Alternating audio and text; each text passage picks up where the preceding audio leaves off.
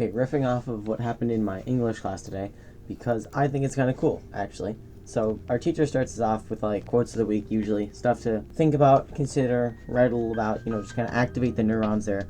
And topic brought up today was a quote discussing how really we have more time than we think. If you say you don't have enough time, odds are there's a likely chance you're wrong. We did a cool activity as well, drawing out a clock and then mapping out onto that clock the hours that we spent doing stuff.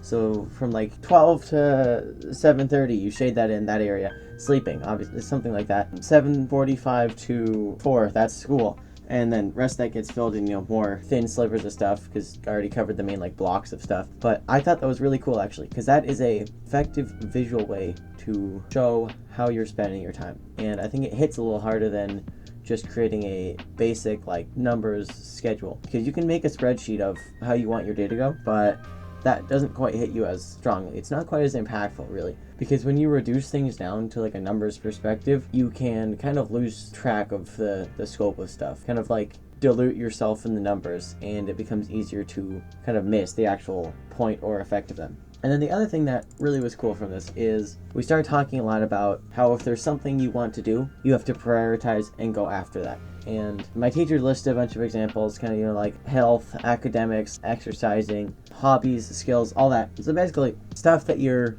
putting off or providing excuses for, namely, I don't have enough time, that is effectively not true. However, I would say there are genuine reasons as to why it might be harder to maximize that time. But I would agree with the idea that technically you have enough time to get things done throughout the day. New goals you want to work towards, a better self you want to become. And the other main point of this activity was to illustrate that very successful figures in history, kind of ranging everyone from Einstein to Helen Keller, other impactful figures, they all had the same amount of time as we do, and they spent it in ways that were meaningful and able to create big impact. And then the final thing I got from this activity is 2 small contributions, which I wish I had said in class, to start anything, to make use of that time that is so elusive and so hard to actually grasp. The free time rarely interspersed throughout our day that we tend to lose hold of because for many reasons, tiredness, boredom, exhaustion, lack of focus, procrastination, all that,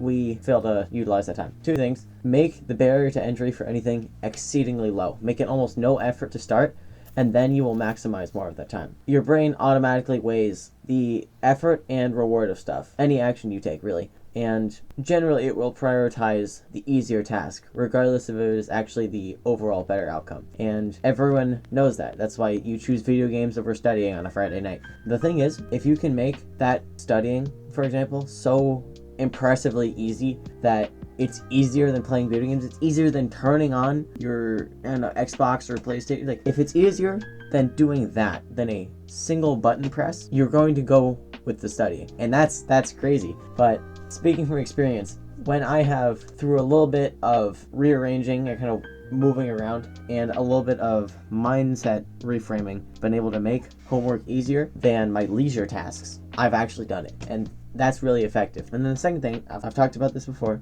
is take whatever you're trying to achieve. Let's say it's a goal you haven't fully met yet or are still inconsistent with, and embed it into your identity. Once it's a part of you, it's something that you associate as a part of your character, that again makes the barrier to entry much lower. It makes it so much easier to say, well, I do this, so I will do it now, as opposed to having to get over that roadblock, that massive hurdle of, well, I have to learn this. It's the difference between let's read this book because I read, and I have to figure out how to read. You see how automatically there's a huge gap in what someone's going to be able to do and what choices they're going to make. So I will probably revisit some of these other quote of the week things from my teacher, because I think they're actually pretty cool. And my teacher's going through the effort to share them with us. I think I should share them with others. That's pretty much it. Appreciate your English teachers. Goodbye.